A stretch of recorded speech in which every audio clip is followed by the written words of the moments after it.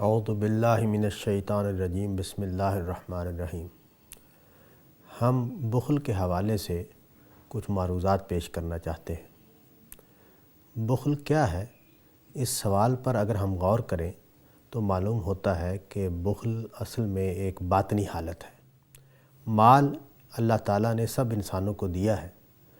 سب کو اس کی ضرورت ہے، کوئی شخص دنیا میں ایسا نہیں ہے جس کو مال کی ضرورت نہ ہو، لیکن مال کی محبت اس قدر بڑھ جائے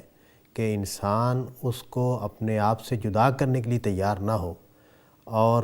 دوسرے انسانوں کی ضروریات، دوسرے انسانوں کی تکلیفیں، خود دین کے ساتھ اس کی وابستگی، اس کو اپنا مال اپنی جیب سے نکالنے پر آمادہ نہ کر سکے، تو یہ بخل ہے۔ سوال یہ پیدا ہوتا ہے کہ یہ بخل کیسے پیدا ہوتا ہے؟ بخل انسان کے اندر دنیا کی محبت سے پیدا ہوتا ہے، اور جو سب سے بڑی برائی اس حوالے سے ہے وہ یہ کہ انسان اپنی کمائی کو، اپنے مال کو اپنی صلاحیت کا نتیجہ سمجھتا ہے۔ قارون کے بارے میں قرآن مجید میں بیان ہوا ہے کہ جب اس سے کہا گیا کہ تم اپنا مال خرچ کیوں نہیں کرتے، تو اس نے کہا کہ میں نے اپنا مال اپنی صلاحیت کی بنیاد پر، اپنے علم کی بنیاد پر حاصل کیا ہے۔ چنانچہ انسان کی یہ خرابی ہے کہ وہ جب اس کو مال حاصل ہو جاتا ہے، دولت حاصل ہو جاتی ہے، تو وہ اس کو اپنی صلاحیت کا، اپنے کام کا نتیجہ سمجھتا ہے۔ وہ یہ سمجھتا ہے کہ جن لوگوں کو مال حاصل نہیں ہوا ان کی کوئی کمزوری ہے اور ان کی کوئی خرابیاں ہیں جس کی وجہ سے وہ پیچھے رہ گئے ہیں، اور یہ اپنی صلاحیت اور اپنی محنت کی وجہ سے یہاں پہنچا ہے۔ تو یہ دونوں چیزیں مل کر انسان کے اندر خست اور کنجوسی پیدا کر دیتی ہیں، چنانچہ انسان اپنے مال کو روک کر بیٹھ جاتا ہے۔ پھر قرآن مجید نے یہ بھی بتایا ہے کہ جو بخیل انسان ہوتا ہے وہ یہ سمجھتا ہے کہ یہ مال اس کی ابدی زندگی کا ضامن ہے، وہ اس کو ہمیشہ کے لیے اس کو حاصل ہو گیا ہے، اور یہ اس کی زندگی کے تسلسل کا بھی ذریعہ ہے۔ چنانچہ قرآن مجید میں یہ خیال بیان ہوا ہے کہ لوگ یہ سمجھتے ہیں کہ ان کا مال ان کے لیے زندگی، ہمیشہ کی زندگی کا ذریعہ ہے۔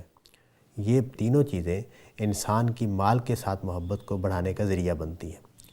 چنانچہ اس کا علاج کیا ہے، اس پر جب ہم سوچتے ہیں تو قرآن مجید اس کا جواب یہ دیتا ہے کہ اس کا علاج یہ ہے کہ تم خدا کے بارے میں اپنے عقیدے کو، خدا کے بارے میں اپنے خیال کو درست کرو۔ خدا کے بارے میں ہمیں یہ یقین ہونا چاہیے کہ وہ ہماری غربت اور ہماری امیری اس کے ہاتھ میں ہے۔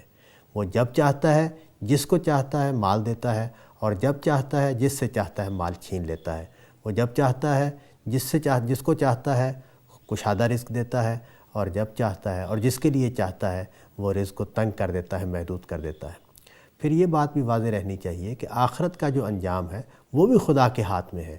اس دنیا سے جب ہم چلے جائیں گے، اور موت ایک اٹل حقیقت ہے، کوئی اس سے بچ نہیں سکتا، سب کو بالآخر مرنا ہے۔ جب ہم خدا کے سامنے پیش ہوں گے تو اس وقت جو انجام ہوگا وہ بھی خدا کے ہاتھ میں ہوگا۔ ہمارا مال و دولت اور ہماری عزت اور شان وہاں کام آنے والی نہیں ہے، وہاں ہمارے اعمال کام میں آنے والے ہیں، اور خدا کے اوپر ہوگا کہ وہ ہمارے اعمال کو قبول کرتا ہے یا نہیں کرتا۔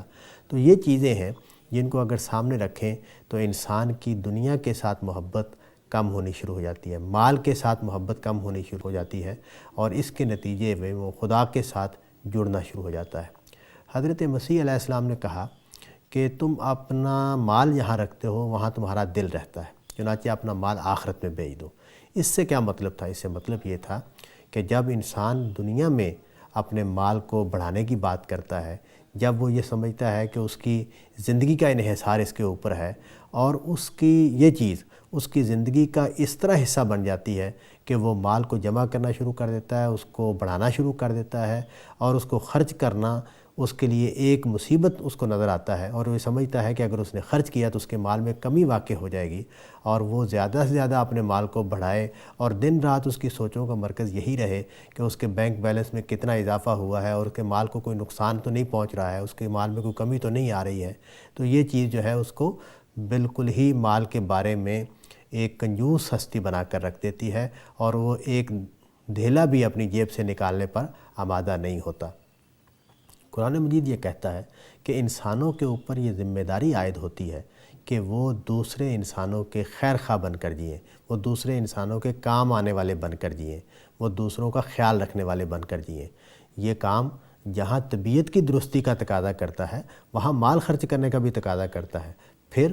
حقیقت یہ ہے کہ دنیا جب سے بنی ہے انسان جو ہے وہ خیر کا علمبردار بن کر اگر جینا چاہتا ہے تو اس کے لیے بھی مال کی ضرورت پڑتی ہے۔ دنیا میں کتنے ہی نیکی کے کام ہیں، قرآن مجید کی طباعت ہو، لوگوں کو دین پہنچانا ہو، کتابیں چھپنی ہو، مسجد ہے،